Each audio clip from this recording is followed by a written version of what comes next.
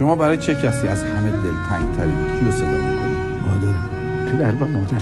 پدر و مادر. برای مادر. بگذاریم برای مادرم تنگ شد. مامانم به نظرم خدا بود و ندیدم زنی مظلوم‌تر از مادرم. ببین وقتی که مادر من از دنیا رفت بخشی از وجود منم باش رفت.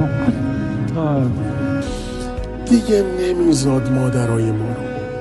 دنیا به خودش نمیبینه مادرای ما. مادر من هیچ وقت یک کرم به دستش نزد، هیچ وقت ندونست دستکش آشپزخونه چیه. مادر سر سفره نمیاد.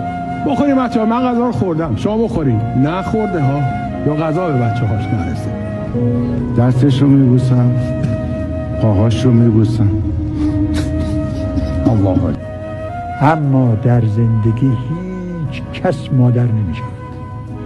هیچ کس قد او به فکر شما نیست. هیچ کس مثل اون قصه شما رو نمیخوره. هیچ کس مثل اون دوستتون نداره. قد اون دوستتون نداره.